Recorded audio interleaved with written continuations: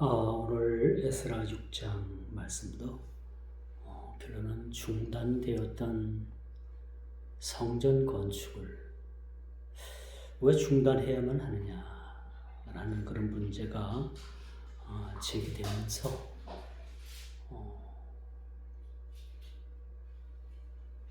페르시아 고레스 왕에 의해서 그렇게 성전 건축이 허가되었던 그 조서의 내용을 시간이 많이 지나서 이제 고레스 왕은 죽고 확인할 방법이 없잖아요. 그래서 이 성전 건축에 대해서 허가를 내렸던 그 조서가 어디 있는가 해서 그 조서를 찾는 과정에 그 조서에 쓰여진 내용이 오늘 본문 저와 여러분이 함께 교독했던 말씀의 내용입니다. 성전 공사를 시작해서 마치고 또 봉헌식까지 예배의 기간은 좀 상당히 길었어요. 시작을 해서 성전 건축이 멈춘 지, 그 방해꾼들에 의해서 성전 건축이 멈춘 지 16년이라는 세월이 흘렀고, 결국은 하나님께서 역사하셔서 성전 건축이 재개가 됐지만은 여전히 성전 건축을 방해하는 방해 세력들 때문에 큰 곤란을 겪게 된 거죠. 그래서 진짜 성전 건축이 허가가 이루어진 거냐? 이게 정상적인 방법으로 성전이 지어지고 있는 거냐? 아니면 이 불법으로 다 이것이 지어지고 있는 거냐? 라고 해서 다시 이 성전 건축을 허가했던 그 허가증, 그 허가증을 찾기 위한 작업이 오늘 본문에 그렇게 등장을 하잖아요. 근데 이유는 뭐냐면 이 허가를 내려줬던 왕은 이미 세월이 많이 지나서 죽었어요. 고레스 왕은 죽고 그를 이어서 다리오 왕이라는 왕이 이 문서를 그렇게 창고에서 그렇게 문고에서 찾아보니까 이 고레스 왕이 내린 이 문서가 성전 건축을 허락한 완벽한 문서였거든요.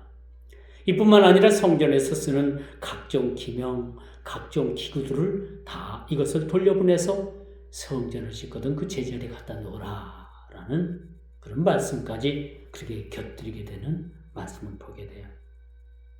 그리고 오늘 본문에 보니까 더 이상 성전 건축을 하는데 방해하지 말고 너희들은 물질적으로 다시 도와서 성전 건축이 완공될 수 있도록 그렇게 하라. 너희들은 방해하지 말라라는 말씀의 내용입니다. 이렇게 지속적인 방해 공작에도 불구하고 성전 건축을 마친 이야기가 오늘 본문 이야기입니다. 그리고 5장은 16년 동안이나 공사가 중단이 됐다고 했어요. 이렇게 멈춘 성전 건축이 재개된 일이 오늘 본문에 그렇게 등장을 하게 되고 마치 20년에 걸쳐서 성전 건축이 완성되었다라는 말씀이에요. 그리고 완성된 이 성전 건축을 봉헌하는 봉헌식이 그렇게 나오게 되는 모습을 보게 됩니다. 그러므로 여러분, 참 끝이 없을 것 같고 과연 성전을 지을 수 있을까? 마무리할 수 있을까? 그렇게 많은 의아심을 갖던 백성들에게 큰 희망과 기쁨의 소식이 무엇이었느냐? 하나님께서 역사하셔서 온갖 방해의 세력을 물리치고 성전 건축이 완공되었다는 것. 얼마나 기쁜 일입니까? 언제나 시작에는 끝이 있는 법이에요. 그렇죠? 어떤 일이든 그 일이 시작되면 반드시 그 끝이 있음을 우리가 보게 되는 거죠. 우리 인생에 한 100년 살 것 같잖아요. 그렇죠? 한 100년 뿐이겠어? 한 500년이죠. 우리가 한 500년 살 것만 같아도 결국은 백수를 누리는 사람들은 그렇게 많지 않습니다. 100세만 살아도 야, 장수했다. 그렇게 이야기를 합니다. 뭐 요즘 의학이 발전을 해서 여전히 뭐 우리 인간의 수명이 늘었다곤 하지만 여전히 우리 이 생로병사의 문제는 의학적으로 대체할 수 없는 그런 영역이에요. 사람이 태어나고 늙고 병들고 이 사망하는 이 과정, 이걸 생로병사라고 하잖아요. 이 부분들을 의학으로 온전히 감당할 수가 없는 거예요. 뭐 좋은 약도 필요하겠지. 그 약물에 의해서 우리 인간 생명이 뭐 연장은 되겠죠. 그러나 우리가 분명한 것은 우리 인간의 의학으로 이 생로병사를 완전히 대체할 수는 없다는 거죠. 이 생로병사의 영역은 여전히 하나님의 섭리의 영역이라고 말씀드릴 수가 있어요. 이건 우리 편에서의 그러한 영역이 아니라 전적인 하나님의 영역이에요. 그렇죠? 그러므로 우리 인생이 얼마나 귀하고 가치 있게 살아가는가라는 것은 주님께서 평가하시는 겁니다. 인생을 얼마나 살았느냐라는 것이 중요한 것이 아니라 인생을 살아가면서 그 인생을 어떻게 살았느냐라는 것이 중요한 거예요. 더더군다나 우리 믿음의 성도들은 마지막 때 주님 앞에 서서 우리 인생에 살은 모든 일들을 평가를 받는다는 사실, 우리는 한시도 잊어서는 안 되는 거죠. 그럼 우리가 한 날 한시, 우리가 어떤 조건의 삶을 살더라도 우리는 하나님 앞에서 이것이 반드시 평가되고 넘어간다는 사실만은 우리가 염두해야 되는 거예요. 인생을 얼마나 가치 있게 살았느냐라는 것은 매우 중요한 거예요. 이 인생을 놓고 보면요, 너무 짧아요. 이 인생 한가운데 우리가 한토막 딱 우리가 잘라놓고 이렇게 보면 부분들을 우리가 지나고 이걸 생각해 보면 이 한 부분, 한 챕터 너무너무 짧은 거야. 이 너무너무 이렇게 짧은데 우리가 싸우고 거짓말하고 빼앗고, 그렇죠? 이런 일에 몰두하는 것을 보면 참 인간이 너무 하찮다라는 생각을 가져봅니다. 그러므로 우리가 주님 앞에서는 모든 자랑도, 우리 모든 권리도 이제 우리가 주님 앞에 설 때는 다 내려놓아야만 하는 거예요. 그렇지 않겠습니까? 죽음 앞에서 죽음을 면전에 두고 그 억만금이 뭐가 소용이 있겠어요? 다 소용이 없는 겁니다. 우리가 살아가면서 나이를 얼마나 먹었느냐, 가볍게 나이를 먹는가가 참 중요합니다. 나이를 얼마나 많이 먹었느냐라는 것이 중요한 거 아니죠. 살아가면서 우리가 나이를 먹지만은 나이를 먹어가면서 얼마나 우리가 하나님 앞에 이렇게 값 있는 삶을 살았느냐라는 것이 매우 중요하다고 말씀드릴 수가 있습니다. 그래서 여러분, 나이만 많다고 해서 어른은 아니죠. 그렇지 않아요? 나이가 많다고 해서 다 어른은 아닌 거예요. 요즘 뭐 기독교 그 방송에서 공중파 방송, 뭐 개국 그 예배를 드렸는데, 개국 행사를 했는데 그 방송국을 만든 그 모 목사가 나와가지고 아주 대단한 실언을 했어요. 그래서 우리 기독교 교회 내에서 아주 난리가 났습니다. 이런 일 때문에. 그러면 나이가 92세래요. 그 인생을 살 만큼 살았잖아요. 근데 그런 헛소리를 하는 거예요. 보통 말로 노망이 들으셨나? 라고도 하는 분들도 있더라고요. 우리가 인생을 살아가면서 인생의 끝자락에서 얼마나 얼마나 인생의 끝자락에서 얼마나 우리가 인간답게 행하고 우리가 죽느냐, 하나님 앞에 서느냐, 매우 중요해요. 무엇이든 시작하면 어렵지만 일단 끝이 있어요. 그렇게 지리멸렬하게 방해꾼들에 의해서 마치 성전 공사가 마무리되지 않고 이러다 마나, 이렇게 짓다가 마나, 이렇게 짓다가 흉물이 되겠나? 철근 콘크리트는 막 녹이 나가지고 녹물이 막 건물에 뚝뚝 떨어지고, 올라가야 될 이 건물은 벽돌은 쌓아지지 않고, 결국은 여러분 수년 동안 이렇게 건물이 방치되어 있다면 많은 사람들이 실망할 거예요. 우리 인생도 마찬가지입니다.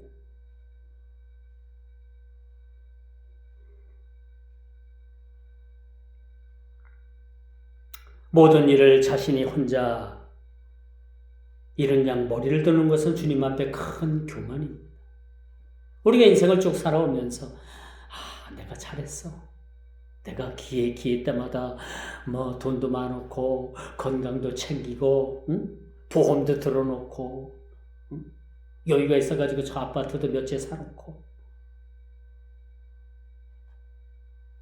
여러분들에게 부자 되지 말라는 얘기가 아니에요. 그렇죠? 여유 되면 아파트도 사놓고 땅도 사놓고 노후도 준비를 해야 돼요. 그러나 우리가 가장 우선순위가 무언가?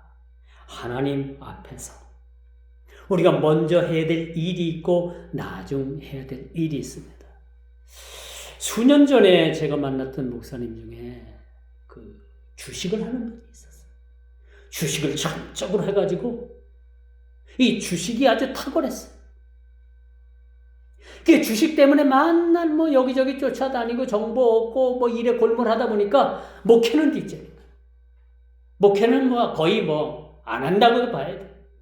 시골 교회 가가지고 시골에서 몇몇 성도 앉혀놓고 교회라고 그렇게 해서 목사라는 그 직위는 그렇게 유지하면서 전적으로 이 사람은 뭐에 올인을 했느냐? 주식에 올인을 했어요.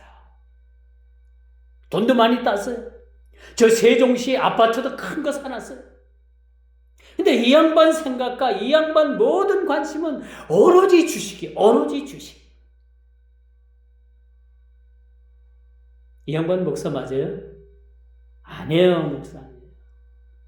목사 아니에요.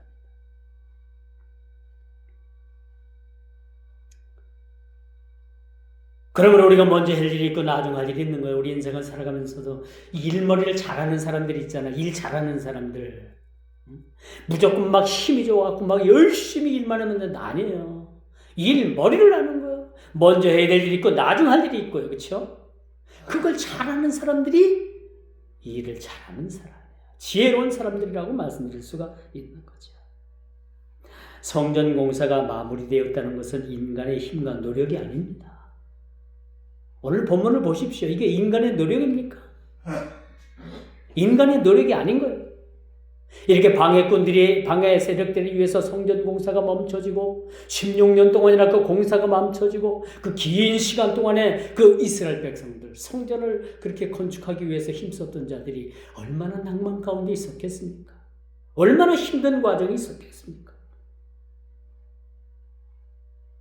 그러나 분명한 것은 이 성전 공사가 오늘 시작해서 마무리되었다는 것은 전적인 인간의 노력과 힘이 아닌 하나님의 특별한 간섭과 계획이 있었다라는 사실, 그 계획에 의해서 하나님께서 성전 공사를 마무리시켜 주셨다라는 것을 오늘 본문은 그렇게 증명하고 있음을 우리가 보게 됩니다. 우리가 여기서 또 하나 얻는 교훈은 하나님의 역사를 인간의 힘과 권력으로 막을 수가 없다는 거예요. 성전 건축에 대해서 그렇게 지대한 방해를 했던 세력들을 하나님께서 때가 되니까 다 정리해 주시잖아요. 그렇지 않습니까? 요즘들요 교회 짓는데도 상당한 민원들에 의해서 어렵다고 합니다. 어느 지역에 교회를 짓는다고 하면 그 지역 주민들이 막 민원을 넣어요. 구청에다가 시청에다가 막 민원을 넣어가지고 공사가 중단이 된다. 그래서 민원을 넣은 그 주민들을 이렇게 만나서 이제 이야기도 하고 어떤 방법을 찾아야지만이 공사가 진행이 되든 멈추게 되든 해야 될 거 아니에요. 그 주민들하고 민원을 넣은 그 주민들하고 대화를 해보면 왜 민원을 그렇게 넣고 공사를 못하게 합니까? 했더니 교회가 들어오면 우리 집값이 떨어질까 봐.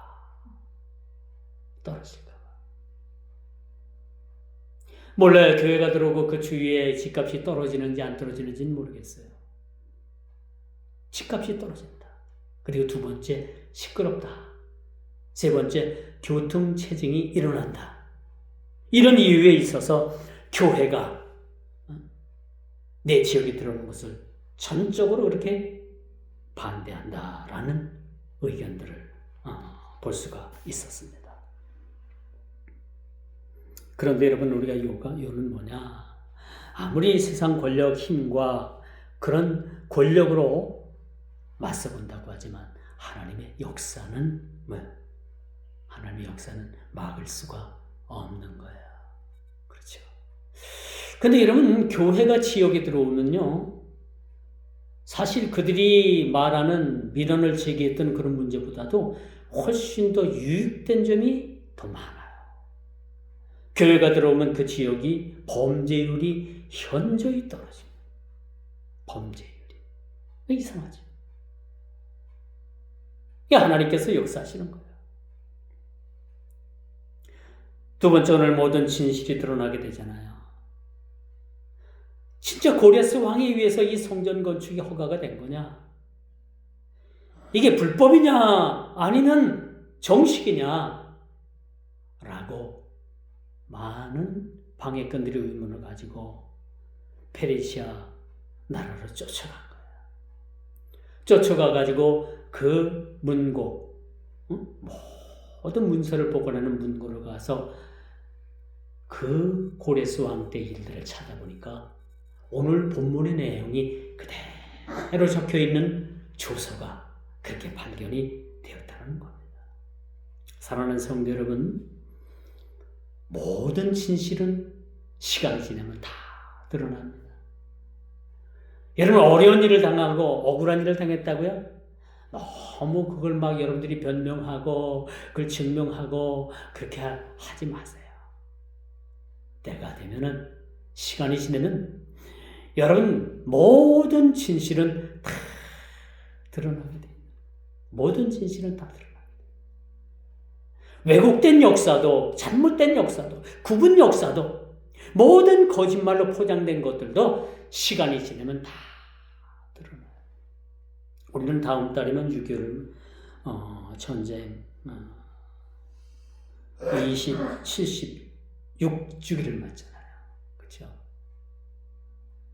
근데 요즘도 한간에 많은 사람들이 6.25 전쟁을 일으킨 것은 미군을 위해서 남한에서 일으켰다라는 얘기를 해요. 맞아요? 그런데 얼마 전에 러시아에서 비밀 문건을 해제시켰어요. 러시아가 가지고 있던 비밀 문건을 해제시켰는데 그 비밀 문건 중에서 6.25는 북한에 의해서 저질러진 우리 민족의 그런 전쟁이었다라는 것이 그 비밀 문서가 해제가 됐어요. 이런 문서가 해제됐어도 남한에서 북한을 먼저 전쟁을 일으켰다라는 그런 우스운 이야기들이 지금 한간에 돌고 있고 많은 일부 사람들이 또 그것을 믿고 있더라고요. 저는 6.25 세대가 아니라서 본 것은 아닙니다만 분명하게 우리가 배운 바로는 북한 괴뢰군들이 남침을 한 것으로 우리가 알고 있잖아요. 이처럼 끊임없이 방해 세력들이 끊임없이 거짓과 선동에도 불구하고 어렵게 재개되었던 그런 성전 공사가 멈출 수밖에 없었던 것은, 그죠? 끊임없는 방해 세력이 있었기 때문이죠. 그러나 분명한 것은 이러한 방해 세력에도 불구하고 하나님께서는 그 성전을 짓는 역사를 멈출 수가 없었던 거죠. 이게 중요한 것입니다. 이것은 하나님의 주권적 섭리입니다.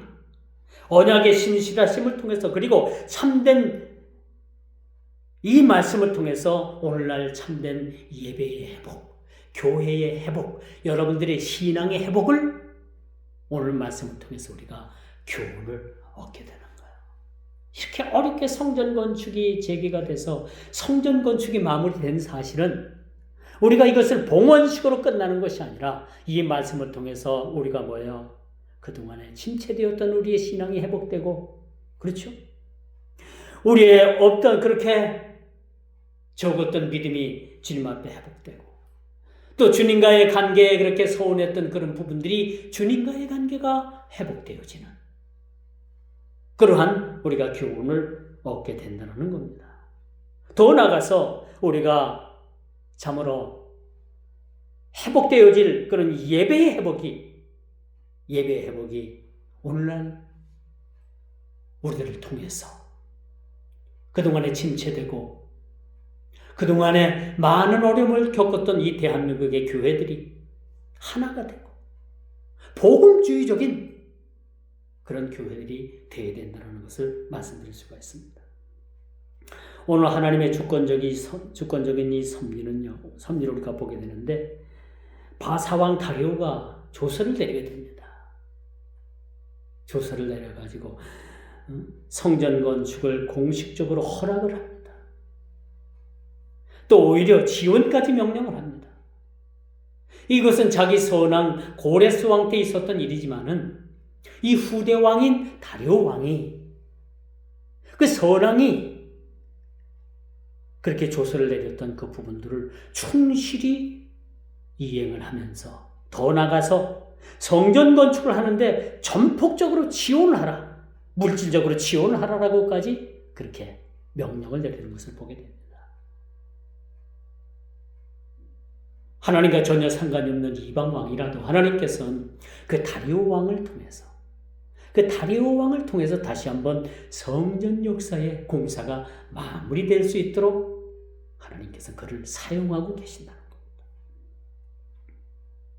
이는 어느 한 측면에서 보면요, 정치적 결정 같아 보이지만 이것은 역사의 주인은, 역사의 왕은 하나님이시다 라는 것을 오늘 본문은 그렇게 말해주고 있어요. 하나님의 전인 성전을 짓는 것을 어떤 세력도 막을 수 없다. 그 세력을 손발을 묶고 그렇게 역사하시는 분은 사람도 아니에요. 선지자도 아닙니다. 오늘 여러분 지도자들도 아닙니다. 오로지 왕 대신 하나님이 행하시는 일이라는 것을 우리가 보게 되는 거죠. 자, 주님께서는 이방 왕의 마음까지 움직이셨습니다. 과거 고레스의 조서가 우연히 발견됐다는 것도 하나님의 섭리라고 볼 수 있어요. 그 많은 문고에 많은 조서들을 세월이 많이 흘렀는데 어떻게 찾을 수가 있겠어요? 그러나 이것을 발견하게 하시는 것도 하나님이시고, 많은 세월이 흘렀지만 이 허가 내용을 재차 인정해주고 허가해주고 도와주고 물질도 얹어서 빨리 가서 성전 역사를 마무리하라 라는 이 다리오 왕의 마음을 움직인 것도 하나님이시라는 사실이에요. 방해하던 자들이 오히려 협력자가 됩니다. 하나님께서는 언제나 저와 여러분 모두를 위한 전화 위복의 기회를 만들어주고 계셔요.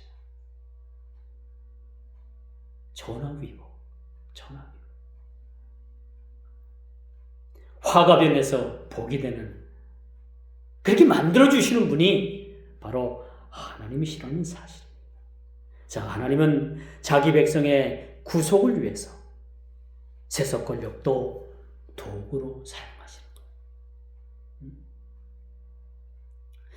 물론 비록 세속된 문화라 할지라도 그것을 들어서 하나님께서는요, 그것을 도구로 사용하셔서 하나님의 역사를 이루어 가신다는 사실. 이제 마지막 예배 회복과 언약 공동체를 우리가 보게 됩니다. 이젠 봉헌식으로 끝나는 것이 아니라 이 봉헌을 통해서 우리 예배가 회복되어야 되는 거죠. 우리 예배가 회복돼요. 또 회복된 이 교회를 통해서 언약의 공동체가 지속적으로 이것이 유지되어야 된다는 것을 우리가 보게 되는 거죠. 제가 늘 말씀을 드리잖아요. 에클레시아는 우리가 눈으로 보여지는 이 교회, 이 형상, 이 모습들, 건물들을 에클레시아, 교회가. 그런데 진정한 교회의 본질이 뭔가? 이 건물에 있지 아니하고 우리 성도 하나하나 개인이 하나가 돼서 하나 공동체를 이룬 이 집단, 이 공동체를 이룬 이 모임이 사실은 교회인 겁니다. 이게 교회인 거예요. 그런데 중요한 포인트는 여기 있습니다. 완공된 건물이 있는 게 아닌 거예요. 건물은 완성되었습니다.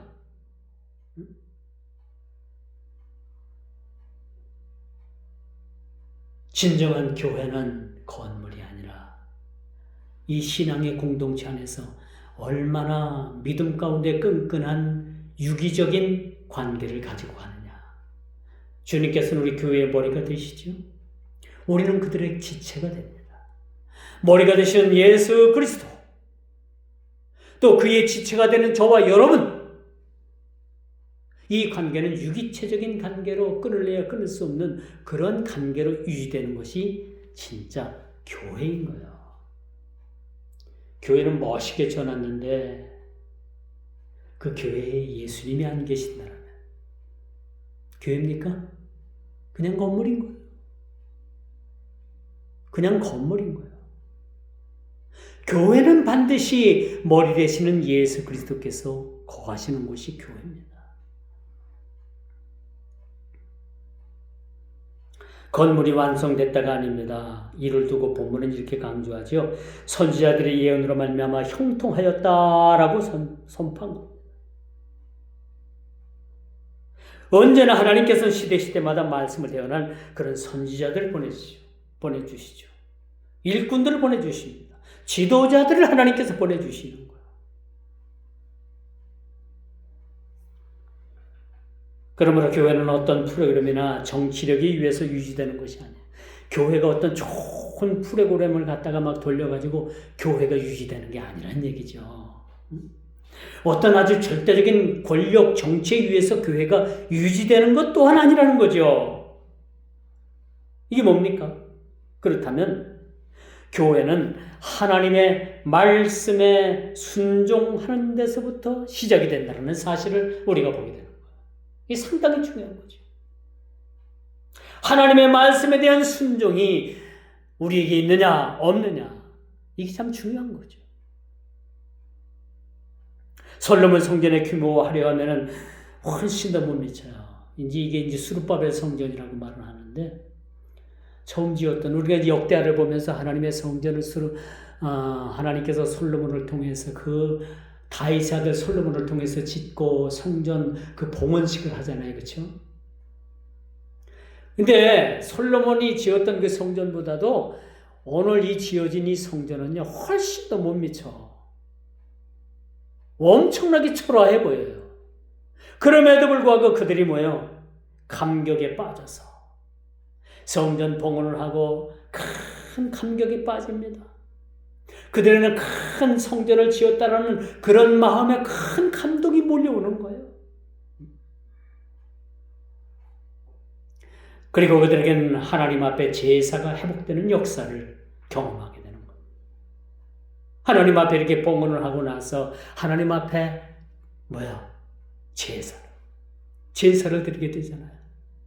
이건 뭘 뜻하느냐? 그들에게서 그동안에 회복되어지 못한 모든 제사가 회복될 뿐만 아니라 그들의 모든 삶의 모든 문제가 회복되어지는 역사를 하나님께서 그 은혜 가운데 베풀고 계신다는 사실들을 보게 되는 겁니다.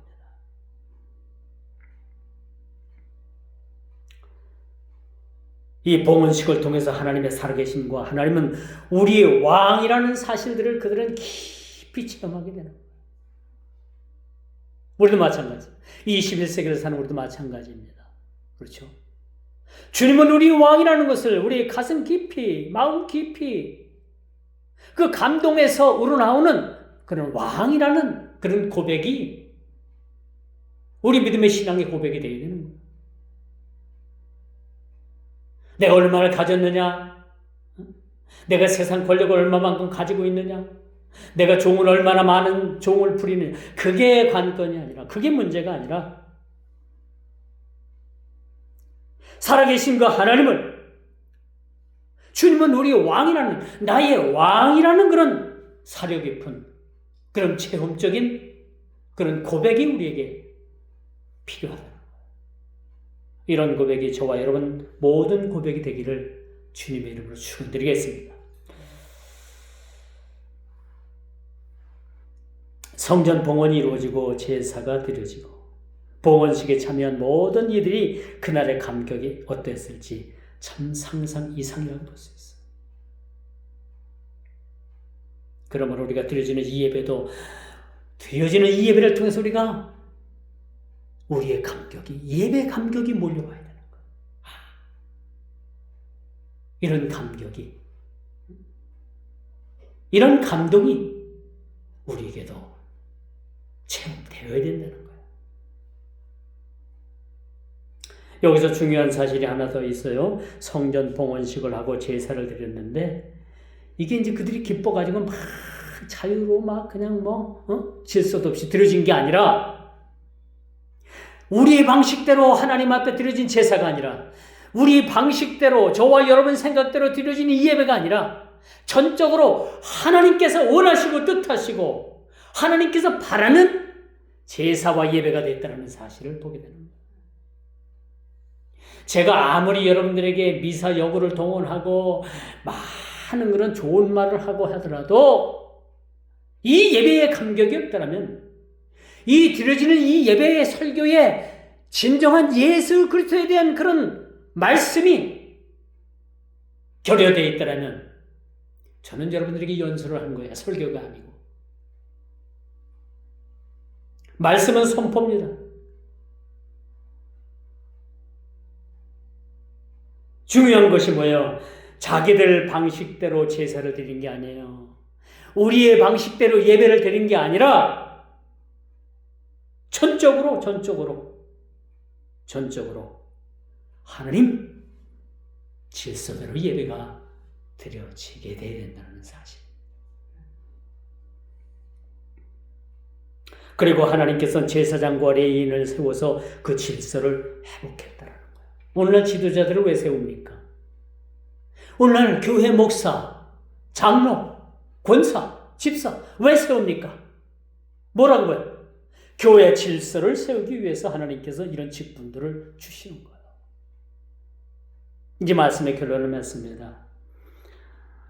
오늘 본문, 참 하나님께서 그들에게 허락하셨던 성전은 솔로몬 성전에 비해서 참 비할 바가 아니지만, 이런 상황 속에서 성전 건축을 완공을 하고 봉헌식을 가졌다는 것, 이건 이루 말할 수 없는 그들에게 있어서 감격이요, 기쁨이요, 제사의 회복이요, 예배의 회복이 되는 겁니다. 오늘날 우리가 큰 교회든 적은 교회든 교회를 지어보면 알겠지만은 참 교회 짓는데 어려움들이 많습니다. 제가 지난주에도 말씀을 드렸습니다만은, 여러분, 쌓아놓고 교회 짓는 교회들이 거의 없어요. 돈 쌓아놓고 교회 짓는 교회들이 몇이나 될까? 거의 없습니다. 다시 성전 건축이 시작돼서 건축을 마무리하고 하나님 앞에 봉헌 예배를 드릴 수 있다는 건 특별한 하나님의 은혜입니다. 여러분 살아생전 교회 한번 지어보셨습니까? 크고 작은 교회를 제가 논하는 게 아니에요. 큰 교회든 적은 교회든 내 살을 비고 내가 헌신해서 벽돌 한 장을 올려놓는 거, 이게 얼마나 감격스러운 일인지 몰라요. 얼마나 감격스러운 일인지.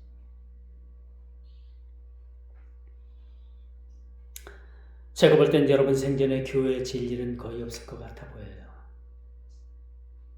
그렇다면 여러분, 지금부터 여러분들에게 마음의 성전을 지으세요. 성전을 짓고 하나님 앞에 헌신하고 그 마음의 성전이 여러분들이 헌신한 그 벽돌 한 장 한 장이 올라가는 그러한 이미지 그걸 그리면서 여러분들이 신앙생활하고 이제 주님 앞에 섰을 때는 여러분들이 마음에 지었던 그런 성전들이 다 주님 앞에 봉헌되어서 그것이 많은 열매로 남아 있으면 이것이 행복이 아닐까. 이것이 주님 앞에 우리가 드릴 수 있는 최상이 아닐까. 아니면 물론 여러분들이 교회를 하나 더 지면 더 좋고. 제가 20대 때 교회를 짓는다고 하니까 저와 같이 그렇게 끝까지 함께 해보겠다는 젊은 청년이 시내로 떠나고요. 이 교회를 접으면 하는 거예요. 교회를 접으면 합니다. 교회를 접으면 그 사람 본심이 드러나는 거 다 보여요.